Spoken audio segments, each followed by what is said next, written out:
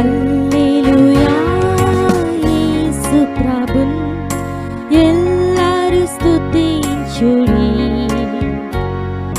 వల్లభుని చర్యలను తిలకించి స్తుతించుడి. Praise the Lord. దేవునికి స్తోత్రము కలుగును కాక. చేరువచ్చిన ప్రియులందరికీ కూడా ప్రభు అయిన యేసుక్రీస్తు వారి ప్రశస్తమైన నామములో వందనములు తెలియజేస్తున్నాను. లేఖనముల్లో సామెతల గ్రంథము 17వ అధ్యాయము 1వ వచనం, రుచి అయిన భోజన పదార్థములు ఉన్నను కలహముతో కూడి ఉండిన ఇంట నుండుటి కంటే నెమ్మది కలిగి ఉండి వట్టి రొట్టె ముక్క తినుట మేలు. దేవుని వాక్యములో పరిశుద్ధాత్మ దేవుడు మానవ జాతికి బోధిస్తూ ఉన్నాడు. ఏమంటున్నాడు? రుచి అయిన భోజన పదార్థములు ఒక ఇంట్లో ఉన్నాయి, కానీ ఆ ఇంట్లో కలహం ఉన్నది, కలవరం ఉన్నది, అనెమ్మది ఉన్నది, అశాంతి ఉన్నది. ఆ ఇంటిలో ప్రభువు లేడు. ఆ ఇంటిలో ప్రభు అయిన యేసుక్రీస్తు వారు లేరు. ప్రియులారా, కలహము, కలవరాలు ఒక ఇంట్లో ఉండకుండా ఉండాలంటే ఆ ఇంటిలో ప్రభు అయిన యేసుక్రీస్తు వారు ఉండాలి.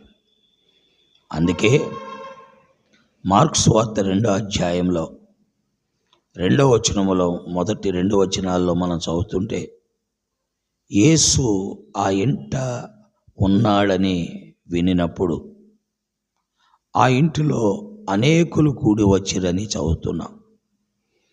కాబట్టి అనేకులు ఒక ఇంటిలో నెమ్మదితో ఉండాలి అంటే, సంతోషముతో ఉండాలి అంటే, స్వస్థతతో ఉండాలి అంటే, ఆ జబ్బు నుండి విడుదల పొందాలి అంటే, కలహము లేని ఇల్లుగా, కలవరము లేని ఇల్లుగా, నెమ్మదితో కూడిన ఇల్లుగా ఉండాలి అంటే ఆ ఇంటిలో ప్రభు అయిన యేసుక్రీస్తు వారు ఉండాలి. ఆ ఇంటిలో ప్రభు అయిన యేసుక్రీస్తు వారు లేకుండా రుచికరమైన భోజన పదార్థాలు ఎన్నున్నా ఆ ఇంటిలో నెమ్మది ఉండదు. కాబట్టి ప్రియులారా, వాక్యం వింటున్న ప్రజలారా, సామెతలు 17వ అధ్యాయం 1వ వచనములో నెమ్మది కలిగి ఉండి వట్టి రొట్టె ముక్క తినుట మేలు. కాబట్టి ప్రియులారా, ఇంట్లో నెమ్మది ఉండాలి, ఇంటిలో ప్రశాంతత ఉండాలి అంటే ఆ ఇంటిలో ప్రభు అయిన యేసుక్రీస్తు వారు ఉండాలి. ఉన్నప్పుడు నెమ్మది అక్కడ ఉంటుంది.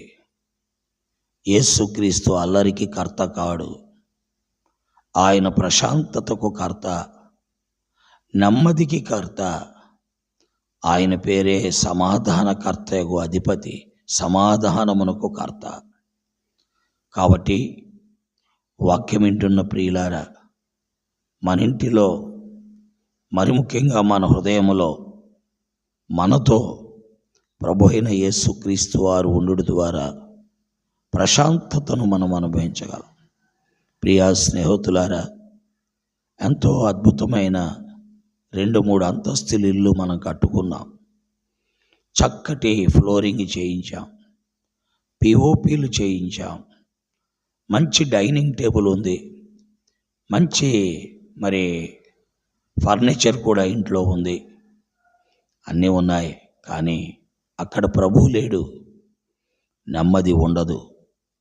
కాబట్టి గుర్తుపెట్టుకుందాం, ప్రభు అయిన యేసుక్రీస్తు వారే నెమ్మది, ప్రభు అయిన యేసుక్రీస్తు వారే సమాధానం, ప్రభు అయిన యేసుక్రీస్తు వారే తృప్తి. అందుకే ఆయన 2025 సంవత్సరాల క్రితం ఈ భూమి మీదకి వచ్చారు. ఆలోచిద్దాం, సరైన నిర్ణయాలు చేద్దాం, ప్రభు దగ్గరికి వద్దాం. ఆ క్రీస్తు ప్రభువుని నమ్మినటువంటి వారికి ఆ సంతోషము, ఆ నెమ్మది, ఆ సమాధానము, ఆ తృప్తి ఉంటుంది. ప్రభు ఈ మాటలు దీవించి మన వెనుకడిలో ఆశీర్వదించునుగాక. ఆమేన్. పరిశుద్ధుడైన తండ్రి, నీ మాటలు సామెతలు 17:1 ద్వారా ప్రజలతో పంచుకున్నాం. ప్రజలు గ్రహించుటకు, ఇది సత్యమా, ఇది నిజమా అని యోచించుటకు, దానిలో అడుగుపెట్టి ఆనందించుటకు, నీ అందున్న మాధుర్యత వారి గ్రాహ్యములోకి వచ్చినట్లుగా మీరే సహాయపడండి. వినేవారందరినీ దర్శించండి. వాక్యమునకు ముద్ర వేయండి. యేసుక్రీస్తు వారి దివ్య నామములో ప్రార్థిస్తున్నాను తండ్రి. ఆమేన్. ప్రైజ్లాడండి. దేవుడు మిమ్మల్ని దీవించి ఆశీర్వదించి మీకు మేలు చేసి క్షేమాన్ని కలుగు చేయనుగాక. అలాంటి నెమ్మదితో మిమ్మలను, మీ బిడ్డలను, కుటుంబాలను నింపునుగాక. ఆమేన్. చంద్రులారాయిలా దేవుని స్తుతించుడి, హృదయమును వెలిగించిన యేసుని స్తుతించుడి.